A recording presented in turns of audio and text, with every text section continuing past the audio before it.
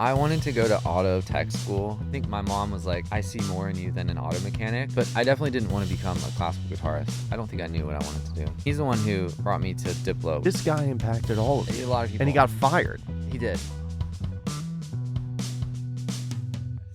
When you started out, I don't know when, but when you started out, I guess as a kid, you were against the idea of creating popular music. Like you didn't want to go into pop music. Is that true? Probably. Maybe I didn't know what it was, but yeah. I definitely wasn't like a pop music fan, if that makes sense. Because you were studying what, classical guitar? Yeah. So you were a classical music fan? Or not even? Yeah, I was more of a classical music fan. Like half of me was like film scores, film composers, classical music. Like who? Like who are the film composers? Like the classic ones? Like John Williams? Like or the classic ones. Like Michael Giacchino, like John Williams. There's some more niche Hans ones. Zimmer. But yeah. Who like are the Hans niche Zimmer. ones? I'm trying to think now.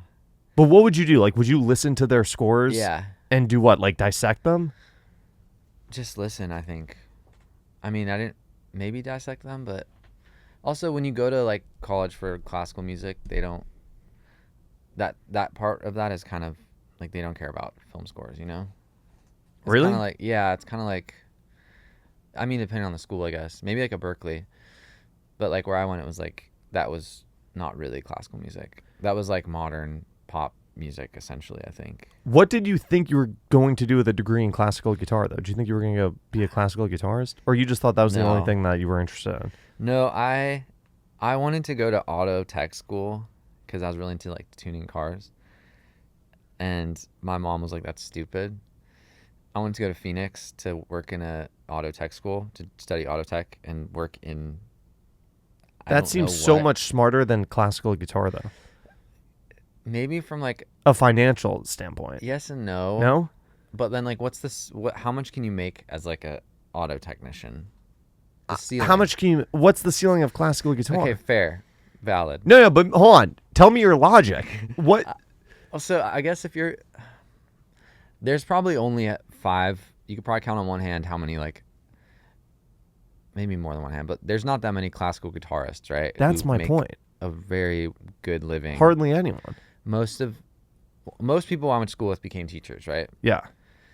And of the classical students, there was only like 8 of us who studied classical guitar. Like no one studied classical guitar.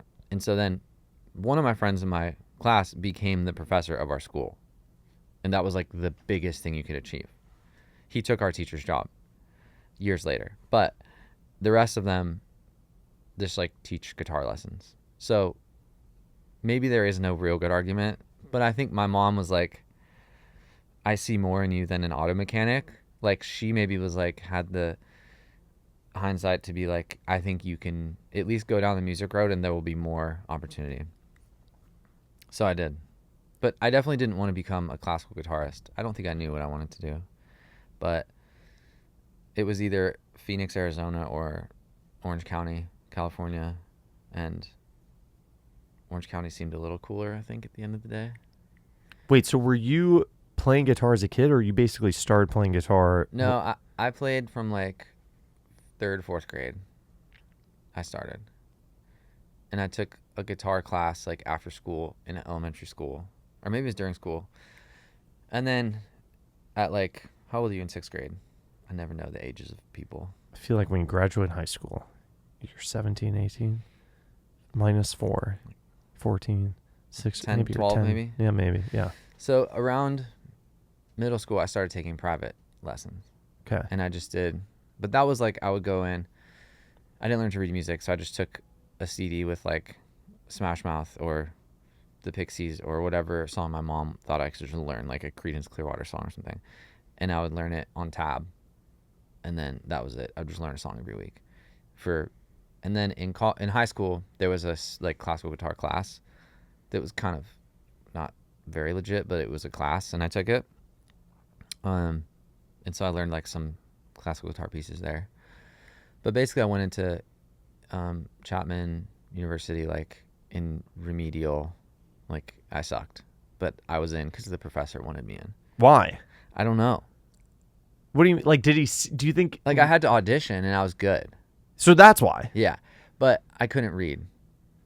But did you learn how to read doing classical guitar? I did. But it was like that freshman year was brutal because all the kids I went to school with like were nerds and like went to like a lot of like music high schools and stuff. So they were like sight reading, like everything. So I was going in like barely knowing like the how to look at a clef and like, you know what I mean? And so that was, and eventually it figured it out, and now I probably couldn't sight read anything, but Really? I don't know. I feel like it's gone. Is that a valuable skill though to have? I don't think so, unless you're in an orchestra. Yeah. Like, does anyone in Nashville do anything but like charting? Numbers. I don't know. I mean, I'm a pretty good reader. Are you? Yeah, but this isn't about me. Well, it can be. You studied music. I studied music. Yeah. Yeah. No, but you came out of the house for this, so this is about you. I did. What? Wait. So, but you were studying like solo classical guitar. Or you were playing classical guitar in an orchestra.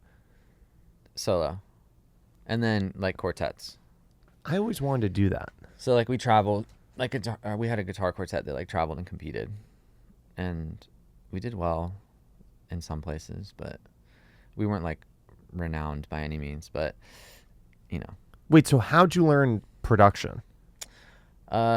so I took a class at our school called music technology that was like supposed to teach us how to use Finale. You know Finale? Yeah. The like, notation notate. software. Yeah. And like teach us Pro Tools to like make a Demo or whatever. something. Yeah.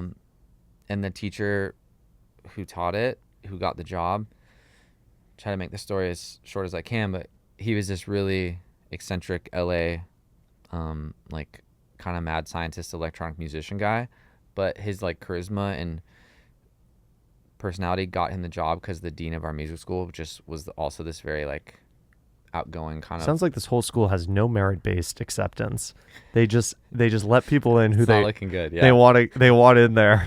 But he got the job right before I went there. So he was supposed to teach us Finale and Pro Tools. He didn't know how to use either. So instead he was like, okay, we would get together in the basement of the music school once a week for 3 hours for this class. He basically played us YouTube videos of like Bjork, and then like his friend who like has like perfect pitch on the theremin, just really weird stuff, and taught us how to use like Reason and basically Reason in the Ableton. And then he just, instead of actually following any curriculum, he was like, everyone should just make an EP of like dance music. And at the time, me and my friend at school were really into like the film scoring stuff, kind of like that was part of my music brain. But then I loved like, do you know the French group Air, with the two French guys? No. Or like Justice, the French DJs. Yeah. More like, or like Roixop, like really weirder kind of electronic music. And so yeah, I was like, cool, I'll make an electronic dance EP or whatever. And then everyone loved it, so he asked to make another class, like advanced music technology, which then we just made a whole like album, each kid did, and he rented out like the classical performance hall, and we had a rave. And then he got fired because they realized he wasn't doing anything he was supposed to do. So, but I feel like this curriculum was actually the curriculum you needed. No, it was. This was the best thing you could Yeah. have possibly been getting taught. It was, and he almost like created this like, this like It's rebellion. like the School of Rock. It really was. We joked about it, and we called it like music tech was like the like label crew or whatever. And then a lot of us graduated and like made a group called Team Supreme that was like, we did these beat challenges, and like we kind of then started doing like throwing shows in LA at like the Echo and Echoplex, and it became a whole movement there. And so he really did start this like revolution of us, who a lot of us were like classical students who didn't know about dance music, and then created these, just threw a rave at the music school at like midnight. And like I still stay in touch with him. A lot of kids do. But yeah, Steve Nalepa is his name, and he's definitely responsible for the success of a lot of us. Cause Who else? I'm trying to think who else is in the class. So actually, funny enough, my friend David Street, who works at BMI. Yeah. And he has for a long time. He was in the class. There's a kid, Andrew Swanson, who produced under St. Andrew and Jemba Jemba. He was in the class, and he's the one who brought me to Diplo, which happened a little later. But like, he was in that class. From Preston, James, who runs a music production school in LA. I can't get over this guy. And actually, my friend Mike Parviti, he also now teaches at Berkeley doing electronic music. I think whatever the program is there. This guy impacted all of you. A lot of people. And he got fired. He did.